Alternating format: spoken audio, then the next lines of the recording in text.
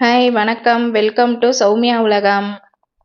இன்னைக்கு சாண்ட்விச், பன்னீர் சாண்ட்விச் செய்யலாமா? வாங்க. எப்பயும் இட்லி தோசையே சாப்பிட்டு போர் அடித்த குட்டீஸுக்கு நம்ம சாண்ட்விச் செய்யலாம். எப்படி செய்யுதுன்னு பார்த்துடலாமா?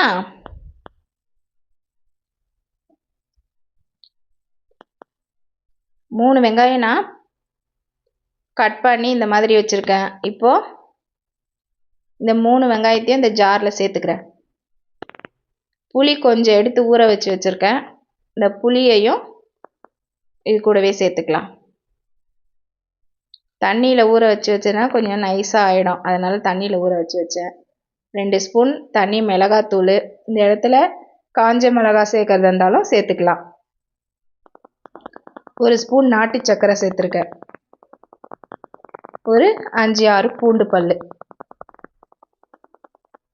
சீரகம் 1 ஸ்பூனு சீரகம். இப்போ இதை நைஸாக அரைச்சிட்டு எடுத்துகிட்டு வந்துடலாம். நைஸ் பேஸ்ட்டாக அரைச்சாச்சு. 200 கிராம் பன்னீர் காய் சீவுறதுல சீவி வச்சிருக்கு. இப்போ கடாய் வச்சுட்டு எண்ணெய் ஊற்றி எண்ணெய் காஞ்சதுக்கப்புறம் 1/4 ஸ்பூனு சோம்பு போட்டாச்சு. சோம்பு பொரிஞ்சதுக்கப்புறமா இதில் நம்ம அரைச்சி வச்சுருந்த பேஸ்ட்டை ஊற்றிட்டு அந்த ஜாரை கொஞ்சம் அலசி ஊற்றியாச்சு.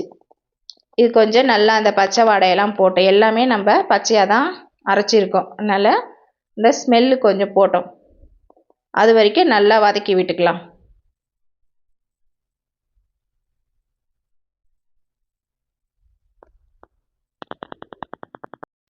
இப்போ இந்த தொக்கில் எண்ணெய் பிரிஞ்சு மேலே வந்திருக்கு. இதில் நம்ம ரெடி பண்ணி வச்சுருந்த துருவி வச்சுருந்த பன்னீர், இந்த பன்னீரை சேர்த்தாச்சு. இதை நல்லா மிக்ஸ் பண்ணி விட்டுக்கலாம். மிக்ஸ் பண்ணிவிட்டு இப்போ இந்த கிரேவிக்கு தேவையான உப்பு சேர்த்தாச்சு. உப்பு சேர்த்து நல்லா மிக்ஸ் பண்ணியாச்சு. மிக்ஸ் பண்ணிவிட்டு இது நல்லா இந்த அளவுக்கு சுண்டி வந்திருக்கா. இப்போது இது சென்டரில் கொஞ்சம் கேப் எடுத்துக்கலாம். கேப் எடுத்து இதில் முட்டையை உடச்சி ஊற்ற போகிறோம். ஒரே பேன்லேயே செஞ்சுக்கிறோம். இந்த முட்டையை இதில் உடச்சி ஊற்றுற இது இல்லைன்னா தனியாக கூட நம்ம பொடி மாஸ் பண்ணி இது கூட மிக்ஸ் பண்ணிக்கலாம். நான் இதிலேயே உடச்சி ஊற்றுறேன் பாருங்கள். இதில் உடச்சி ஊற்றிட்டு சும்மா போட்டு கலரிட்டு இல்லாமல் இது கொஞ்சம் நேரம் அப்படியே விட்டுறணும். ஒரு 2-3 நிமிஷம் அப்படியே விட்டுட்டா ஒரு அளவுக்கு கீழெல்லாம் கொஞ்சம் செட்டில் ஆகிருக்கும். அதுக்கப்புறமா நம்ம எடுத்து கலரி மிக்ஸ் பண்ணிவிட்டால் இந்த அளவுக்கு ரெடியாகி நல்லா கெட்டியாக வந்துடுச்சா.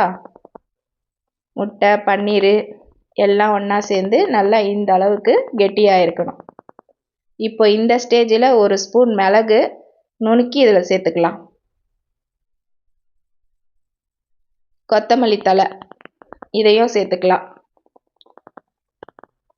இப்போ இது ஒரு 2 பெரட்டிட்டு அவ்வளோதான்.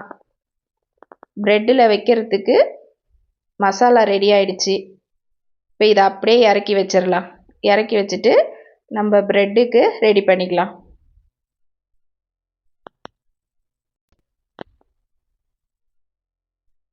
இதுக்கு ஒரு பேன் வச்சுட்டு பட்டர் சேர்க்குறேன். சாண்ட்விச் செய்ய போகிறோம்.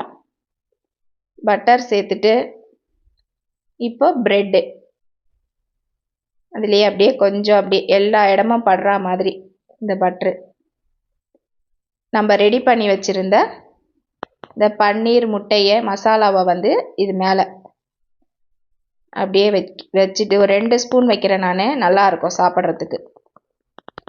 2 ஸ்பூன் வச்சுட்டு சீஸ் இருக்குது, சீஸை அது மேலே துருவி விட்டுக்கலாம்.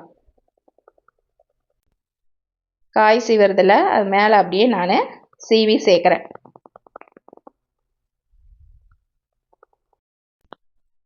இப்போ இந்த அளவுக்கு சீவியாச்சு. இன்னொரு ப்ரெட்டை வச்சு இதை அப்படியே நம்ம மூடிடலாம்.